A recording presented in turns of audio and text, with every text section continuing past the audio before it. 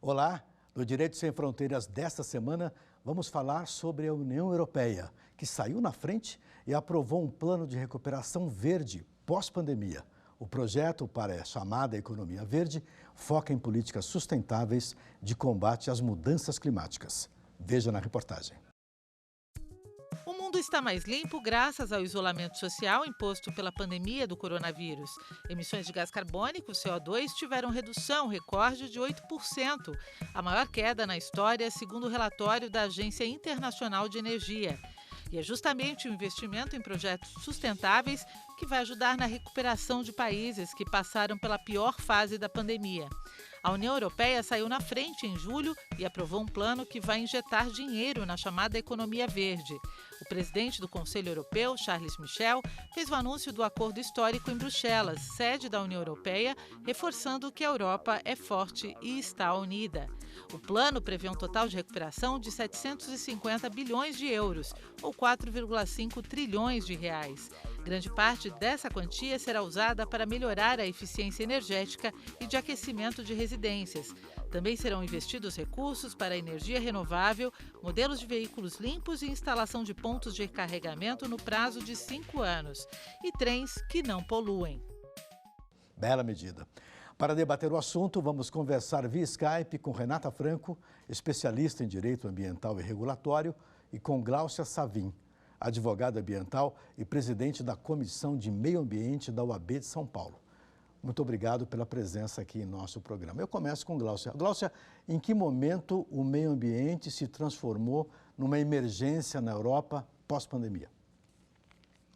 Olha, eu acho que a pandemia ela serviu para despertar as pessoas para a questão ambiental, né? Houve uma consciência de que a pandemia era resultado de um desequilíbrio do meio ambiente.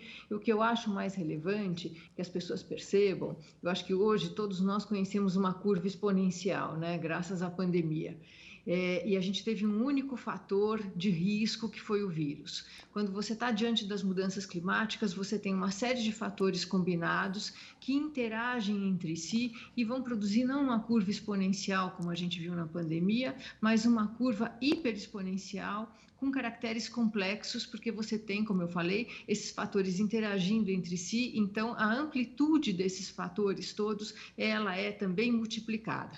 Então, só para dar um exemplo para os nossos ouvintes, a gente tem o derretimento das geleiras nas calotas polares, elas aumentam o nível dos oceanos, elas aquecem os oceanos, provocando a mudança das correntes marítimas. A mudança das correntes marítimas provoca mudança nas correntes de vento e de temperatura na Terra. Então, isso muda todo o clima no planeta, afetando culturas, afetando populações e provocando eventos extremos, como a gente viu, incêndios na Austrália ou na Califórnia, na Europa mesmo, enchentes. Okay. Então, a gente vê esses efeitos climáticos que vão se multiplicando e vão se retroalimentando. Perfeito. Então, eu acho que a pandemia serviu para esse despertamento de que uma coisa mais grave pode estar por vir. Algum comentário a fazer? Acho que só para complementar um pouco o que a Gláucia estava colocando, né? Eu acho que a pandemia, ela traz essa reflexão, principalmente pela diminuição dos poluentes que a gente tem verificado nos grandes centros urbanos, né? Então, eu acho que essa evidência dos efeitos climáticos e a melhora da qualidade de vida nos grandes centros traz essa reflexão mais à tona. Perfeito.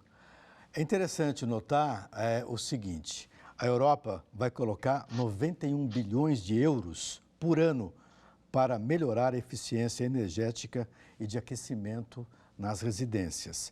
25 bilhões em energia renovável e 20 bilhões de euros para modelos de veículos limpos.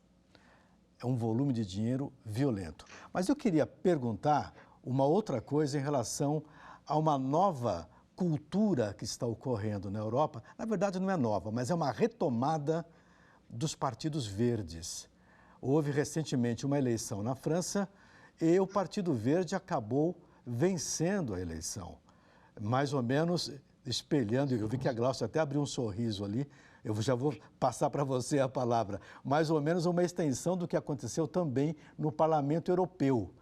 Vamos comentar um pouquinho sobre isso, Gláucia. Eu acho que isso tudo é fruto de um despertamento das pessoas para essa questão. E a gente vê que não foram só os poluentes que diminuíram. Tem um indicador de uma plataforma que chama Earth Overshoot Day. O que faz essa plataforma? Ela mede qual é o impacto que a gente causa na Terra em relação aos recursos naturais, e ela mede o dia em que a gente esgotou os recursos que o planeta é capaz de produzir em um ano, né? O nosso Overshoot Day desse ano vai ser dia 22 de agosto. No ano passado, ele foi 29 de agosto. A gente conseguiu retroceder essa data graças à pandemia, porque a gente diminuiu o consumo de vários recursos naturais. Então, eu fico feliz com a volta, com esse renascimento dos partidos verdes, né? Até no momento em que a gente vê em muitos países, tanto na Europa, nos Estados Unidos e mesmo aqui no Brasil, a gente vê uma perda dos valores, ou risco aos valores democráticos. Então, quando a gente vê, né, que essa pandemia serviu para trazer de volta, né, essa discussão sobre os limites da Terra, porque você não pode admitir crescimento infinito num planeta que é finito, e essa agenda, ela perpassa partidos políticos. Então, eu fico feliz por ver isso, porque é uma consciência que todos os cidadãos do mundo têm que ter, né? Nós vivemos no mesmo planeta, nós estamos conectados. O Brasil neste cenário. Recentemente, nós tivemos uma reunião em Brasília com vários investidores, alguns mandaram cartas, eu imagino que para agendar uma reunião com o governo, sobretudo com o vice-presidente General Mourão, para tratar deste assunto, né? Um dos fundos participantes é um fundo norueguês que tem aí $1 trilhão para investir, investia na Amazônia, houve um problema de desmatamento e agora como é que fica o Brasil? Renata? O Brasil ele tem um desafio muito grande, né? Acho que até pelo tamanho territorial do país, os desafios são enormes quando a gente fala num controle, numa fiscalização. E esse controle e fiscalização é de tudo, né? Porque quando a gente fala de clima, a gente fala de emissão de poluentes, de uma mudança de uma matriz energética, então de uma redução aí das emissões de gás de efeito estufa, investimento em transporte com energia mais limpa, um transporte público mais barato também e de melhor acesso para a população em geral. A gente fala numa melhor gestão de resíduos sólidos, a gente fala em saneamento, a gente fala num acesso, né, melhor à água potável, uma água tratada para todos. A gente fala da redução das queimadas de um modo geral, o controle aí melhor talvez da agropecuária, um controle geral de emissões. E não é só isso, né? A gente também fala numa questão da diminuição dos deslocamentos. Acho que a pandemia trouxe isso e mostrou que é possível, sim, a gente trabalhar de casa, a gente reduzir a questão do deslocamento, um incentivo de um consumo mais próximo.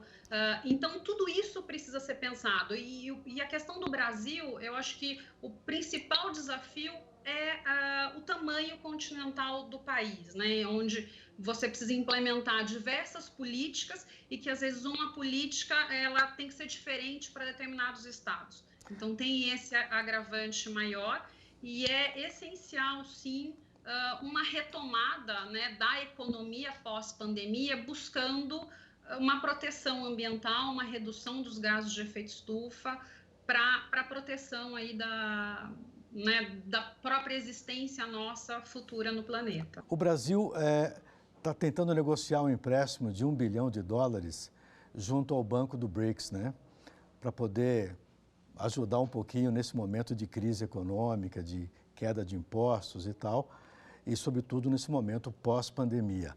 Até que ponto a questão ambiental brasileira, que vem sendo criticada em vários fóruns de debates, até que ponto a questão ambiental pode ajudar ou prejudicar o Brasil na obtenção desses recursos pós-pandemia? Até pouco tempo a questão ambiental nos beneficiava, porque nós éramos bem vistos, inclusive nós éramos vistos como uma espécie de vanguarda na área de proteção ambiental, mas hoje, com a mudança da política, eu acho que a gente precisa trazer isso à tona nós estamos passando por uma situação vexatória no plano internacional, né? Nós trouxemos para cá, a gente promoveu reuniões e cúpulas ambientais no Brasil, e agora é incrível a gente ver a ministra da da Agricultura defendendo o meio ambiente e o ministro do Meio Ambiente mandando passar a boiada. Então, a gente vê uma inversão de papéis aqui no nosso governo, e a gente precisa estar atento a isso, porque não existe mais, eu acho que é uma visão ultrapassada, entender que existe um trade-off entre desenvolvimento e proteção ambiental. Não, as coisas podem e devem caminhar juntas. Hoje, a agricultura brasileira, e ela é responsável, a maioria dos produtores rurais, eu vou falar para você porque eu trabalho também com esse setor, eles trabalham com responsabilidade e eles estão bastante incomodados de serem vistos como os bandidos, como os grileiros que vão lá e desmatam a Amazônia e colocam fogo nas nossas florestas. Perfeito. Então, eu acho que o Brasil precisa mostrar, sim, uma posição muito firme de combate ao desmatamento. Eu acho que é isso que está faltando, a despeito das nossas dimensões. A gente sempre conseguiu mostrar progressos e agora a gente está mostrando um retrocesso bastante sensível. Renata, um comentário? O Brasil, acho que ele sempre esteve na vanguarda dessas discussões ambientais, né? Sim. Inclusive, o próprio protocolo de Quioto, o mecanismo de desenvolvimento limpo. E de uns tempos para cá, o Brasil tem sido visto como aquele país que tem atrapalhado o avanço da proteção do clima. Então, de fato, acho que a gente precisa ter essa mudança de chave, né? Voltar a ser um protagonista nas questões ambientais. Perfeito. Eu queria lembrar aqui também uma situação bastante curiosa e positiva em relação ao cenário global, que é o caso do Paquistão, que conseguiu atingir as 18 metas da ONU em relação à sustentabilidade. Houve um plantio de 10 bilhões de árvores. Gláucia, como é que o Paquistão consegue fazer isso e o Brasil tem dificuldade para fazer isso? Onde é que está a pegada? Isso é governança. Governança. Né? É governança porque essas metas, elas têm que ser compartilhadas com a sociedade. As metas do desenvolvimento sustentável, elas não podem ser elas não são um programa de governo, elas são um programa de nação. Elas têm que envolver as pessoas, elas têm que envolver as corporações, elas têm que envolver as ONGs, né? Então, isso implica um esforço, né, de todos os atores sociais em prol do desenvolvimento sustentável. Perfeito. Então, no Brasil, a gente não vê, as pessoas nem conhecem as metas. Então, isso a gente vê um fracasso na comunicação por vários atores e vários segmentos, né? Perfeito. Porque a população tem que estar envolvida. Ok. Renata, eu vou te passar a palavra daqui a pouquinho sobre essa comparação Paquistão-Brasil, logo após o nosso break. A gente volta daqui a pouquinho. Não vai embora.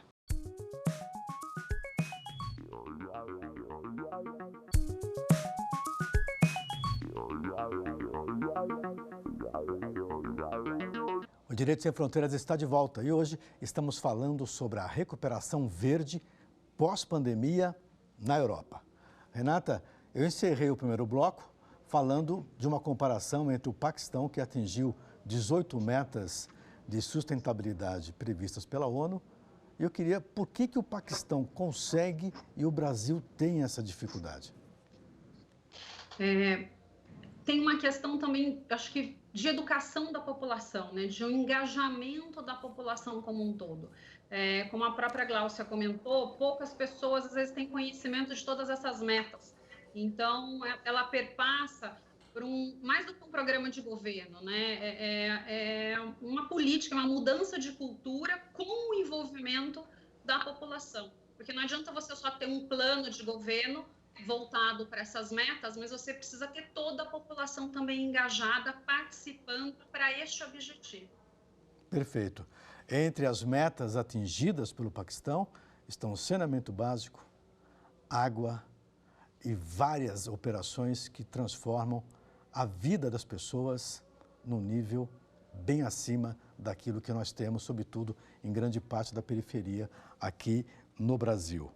É interessante notar, Gláucia, que durante o processo da pandemia, e nós se considerarmos aí o mês de dezembro na China, nós estamos aí com 7 meses de pandemia, as agências espaciais verificaram uma melhora no nível de CO2 na atmosfera. Eu queria que você comentasse um pouco isso, para ver se isso está abrindo uma porta para uma nova forma de viver aqui no planeta Terra. Eu acho que pode abrir se a gente prestar atenção, mas eu acredito que também eu tenho um pouco de receio na retomada, porque vai haver, né, por parte de todos os mercados, e aí não é só brasileiro, a necessidade de recuperar o tempo perdido, né?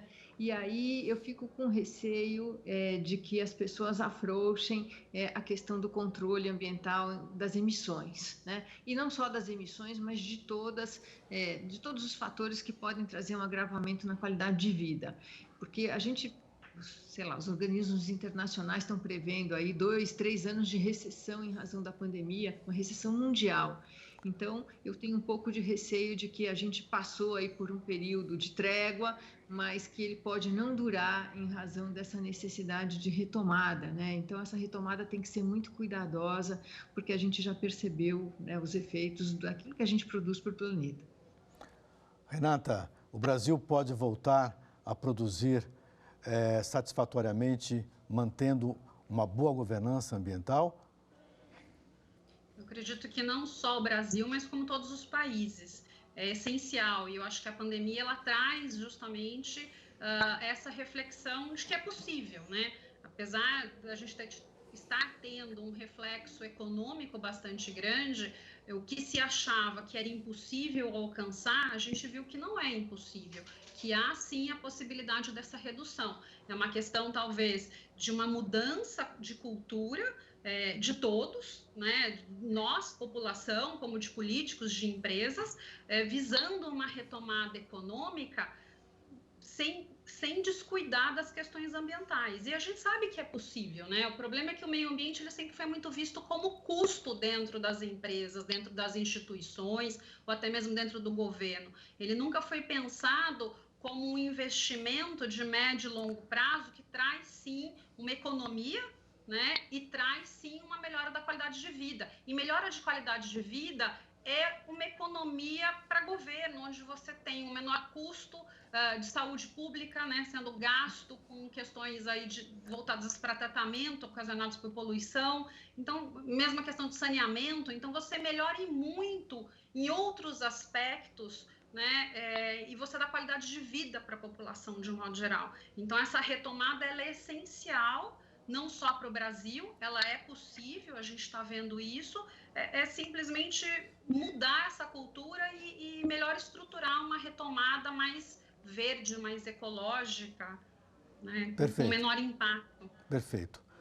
A Agência Internacional de Energia, a AIE, acabou divulgando um dado interessante. Houve uma redução de 8% na emissão de CO2 na atmosfera por conta do confinamento da população mundial. Aí eu faço uma pergunta aqui para provocar vocês um pouco, que é o seguinte: o principal agente de poluição no planeta, pelo que a gente está observando, é o homem mesmo. Como é que esse homem pode viver nesse planeta, ter uma vida que ele tinha antes da pandemia e ainda assim manter o planeta com saúde? Gláucia? Olha, realmente a gente impacta, né? A gente impacta demais e a gente impacta as outras espécies. E quando a gente pensa nas mudanças climáticas, o nosso impacto é tão grande que eu tenho receio de que as outras espécies não tenham tempo de se adaptar, né? Porque na evolução, a gente percebe que a evolução ela permite que as espécies se adaptem. Então, o que Darwin explica? Né? Que a evolução é a sobrevivência daquele que consegue se adaptar ao meio. Mas a adaptação, ela precisa de tempo. Então, é um tempo geracional. E a gente não tem esse tempo. Então, eu fico bastante preocupada porque a gente está colocando em risco não só a vida, né, da espécie humana, como de outras espécies que podem não ter esse tempo necessário, que é um tempo geracional, para se adaptar a essas mudanças que nós estamos provocando, que são tão agudas, né? Então, isso me preocupa não só do ponto de vista ambiental, mas também do ponto de vista ético, né? Como pessoa, eu não durmo sossegada pensando nisso. Renata, o ser humano parece que é o principal agente poluidor do planeta, né? Desde que ele começou a fazer desde que ele montou a sua residência e passou a ter um endereço, vamos dizer assim, né? Alguns 1000 anos, tá certo? Ele passou a devastar o seu entorno para fazer um plantio, fazer uma agricultura, etc. Como é que esse homem pode viver no planeta, numa época pós-pandemia, tendo o resultado ambiental cada vez mais agravado por nossa existência aqui? O que esse homem tem que fazer? É um desafio, mas no meu ponto de vista, principalmente, você ter uma mudança, principalmente do uso das energias, né? Você tentar fazer essa mudança de matriz energética, construções mais limpas, em termos de edificações mesmo mais eficientes, né? Então, você tentar conciliar a nossa existência humana com as comodidades que a gente tem hoje, porque seria utópico a gente abrir mão, talvez, de algumas dessas comodidades, mas pensando numa eficiência, né? Numa sustentabilidade, de modo que a gente consiga ter essa vivência com o menor impacto possível para o meio ambiente.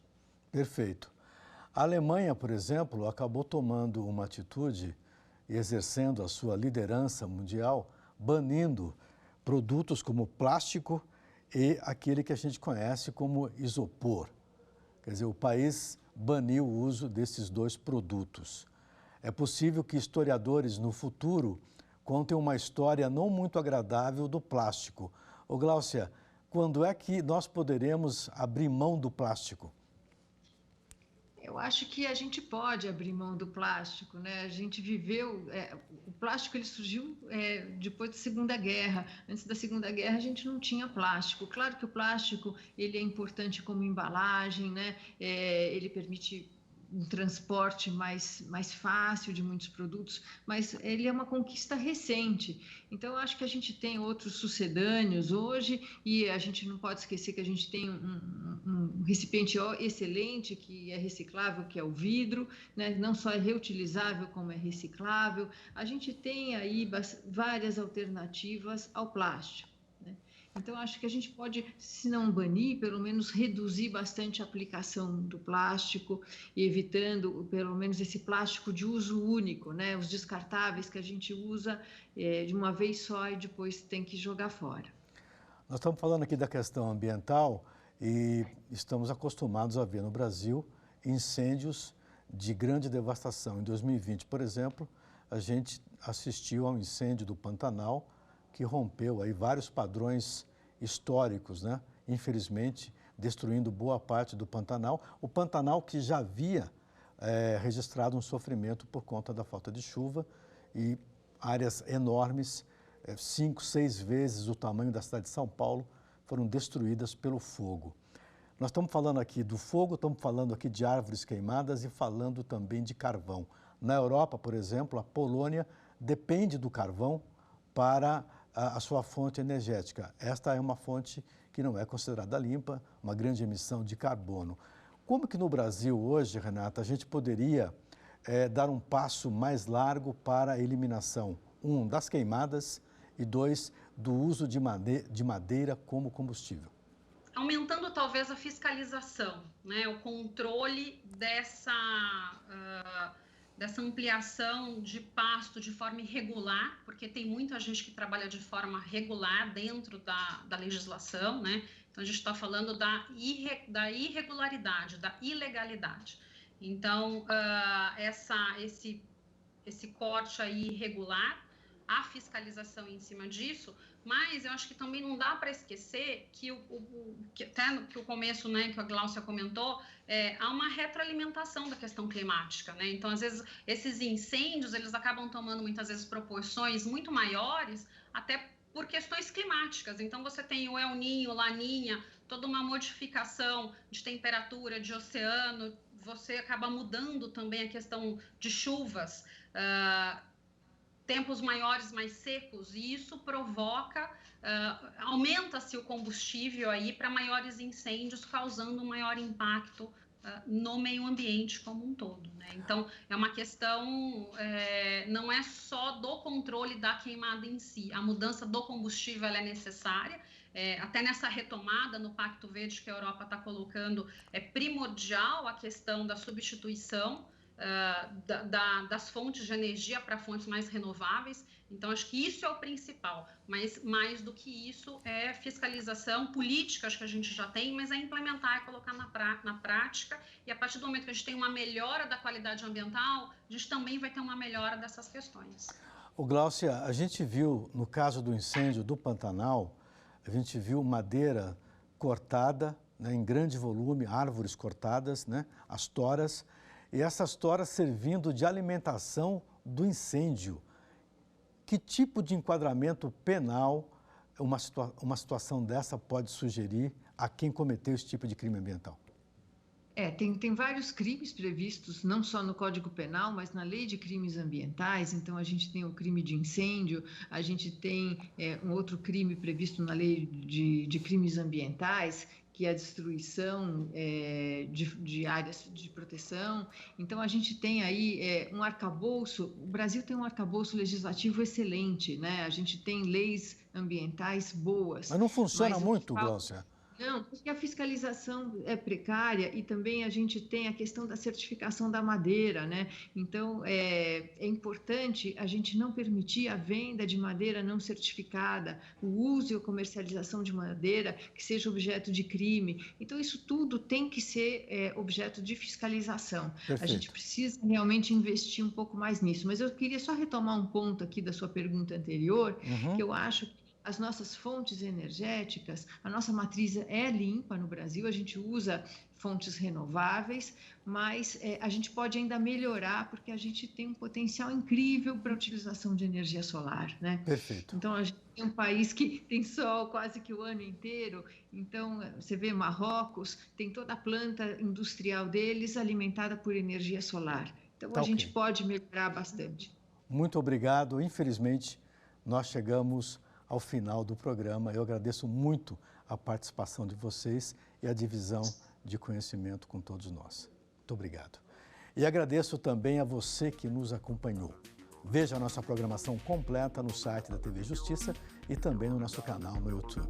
O nosso e-mail é direitosemfronteiras@stf.jus.br. Um abraço e até a próxima.